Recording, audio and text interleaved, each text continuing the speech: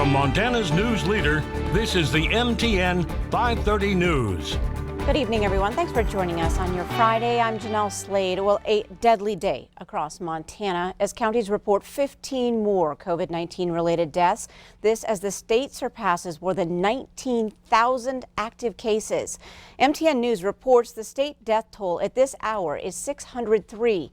3 of those deaths are right here in Yellowstone County. Butte-Silverboat reporting 5 this afternoon and Flathead another 3. Also today, Broadwater County reports its first death. Governor Steve Bullock's and Yellowstone County's new COVID-19 restrictions are now in effect today. The governor has expanded the mask mandate to include all counties statewide, regardless of the number of active cases. He also ordered bars, restaurants, breweries, distilleries, and casinos to be limited to 50% capacity, and they must close by 10 p.m. Eating and drinking establishments must also limit group sizes to 6 or less, with a mandatory 6-foot physical distance between groups. And Bullock ordered all public gatherings limited to 25 or fewer people and asked that private gatherings be limited to 15 or fewer people. Now, here in Yellowstone County, those restrictions go a bit further. The 25-person limit on gatherings includes all indoor and outdoor gatherings, even if you can social distance. And in Yellowstone County, all places where people gather, including churches and retail businesses, must move to 50% capacity and must all close by 10 p.m. Bars can only take orders from and serve customers who are physically seated. And another major change from the governor's order here in Yellowstone County, adult and youth organized athletic teams or music groups can practice but cannot hold games or performances. Now, both the state and Yellowstone County restrictions exclude music or sports affiliated with schools. Now, federal prosecutors filed murder charges today against the man suspected of killing the daughter of the vice chairman of the Crow tribe. 27-year-old Taylor Plainbull is now indicted on first-degree murder and other charges. Court documents state that Plainbull shot and killed 26-year-old Lenita Gozahead, the daughter of Carlton Gozahead, on Blue Creek Road on October 24th. Now, Plainbull was allegedly driving a stolen truck when he saw Gozahead, his ex-girlfriend, going the other way with a man and a child. Plainbull allegedly forced Gozahead's vehicle into a ditch and shot her. He was arrested 3 days later after a standoff with police at the Roadway Inn in Billings. But Plainbull faces mandatory life in prison for the first-degree murder charge.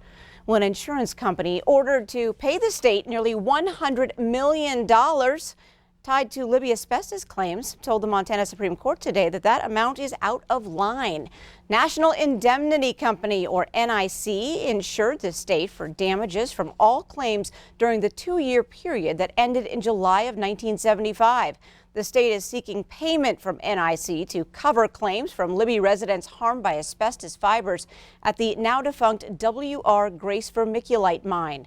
Now, Libby residents say the state knew about the dangers but failed to warn them. Last year, a state district judge said NIC owes the state $98 million to cover these claims.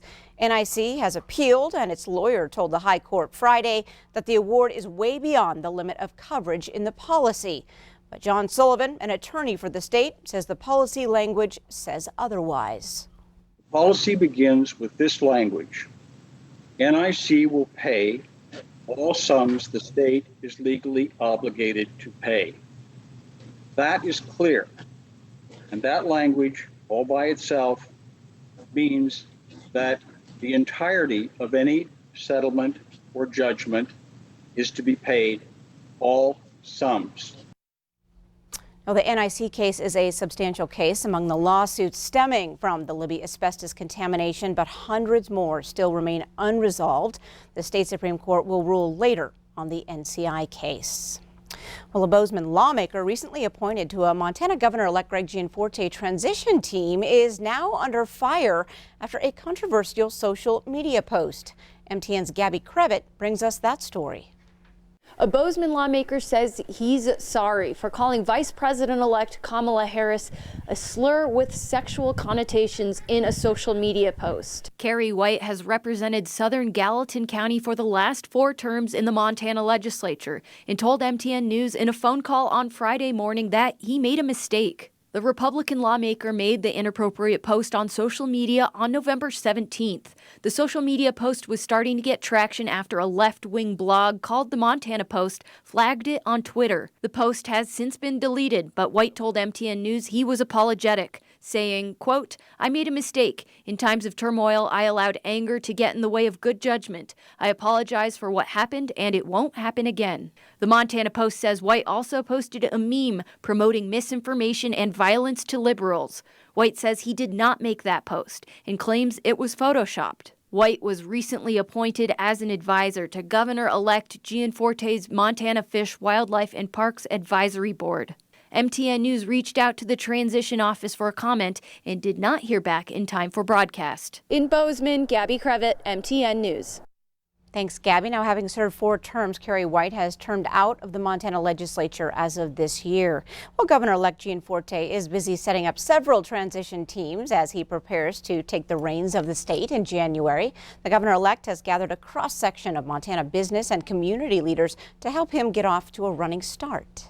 I think this governor's orientation is to try to pull people together and have discussions. I don't think he would be someone who would sort of hide on the second floor. I think he would be very engaged, and that's what I'm expecting. I'm expecting him to pull together whoever's there, Republicans, Democrats, on a particular issue and try to say, you know, this is one I'd like to be involved in. Let's see if we can work it out. I'm expecting more of a CEO type approach to communication, and that's going to lead to strategy and a lot of things that, at least from my vantage point, we haven't seen. But, you know, every governor approaches this differently, and we'll see.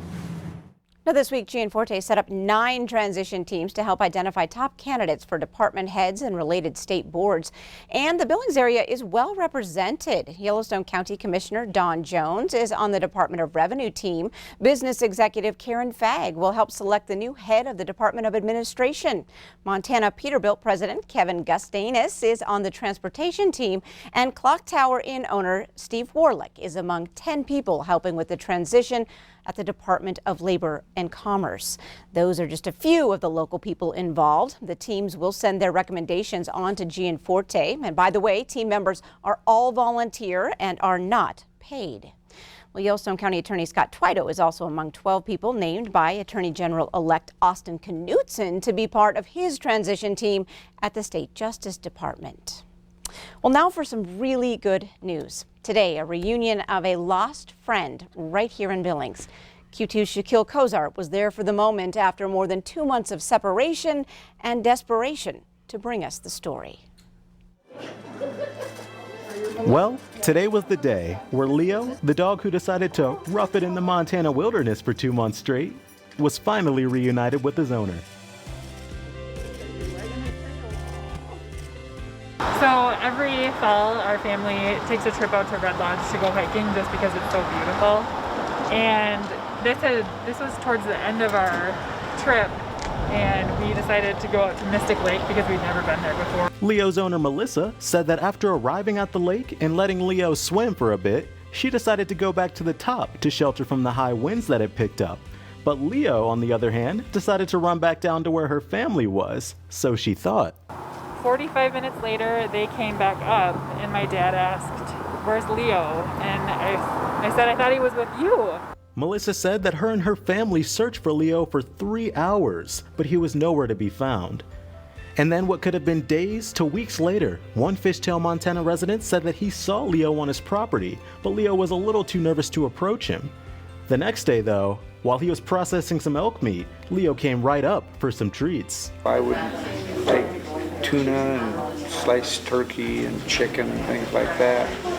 And so my wife said, well, maybe maybe let him be on his own for a while. But I kept sneaking things out of the house to feed him. And then, with the help of John, a tremendous amount of Fishtail residents who kept Leo fed, a Billings animal rescuer, and the huge community who came together on the Billings Lost Pets Facebook pages, Melissa got the call that her dog Leo was safe and sound. And I just assumed that he was gone forever. And then earlier this week I got a phone call at 2 in the afternoon while I was sleeping before night shift.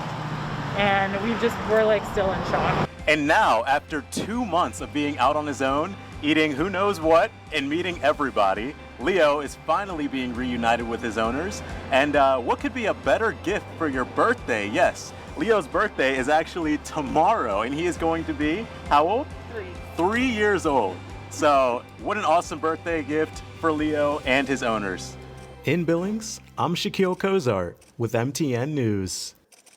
Thanks, Shaq. And Melissa says she wants to thank everyone who had a hand in bringing her and Leo back together. What a great job, everybody.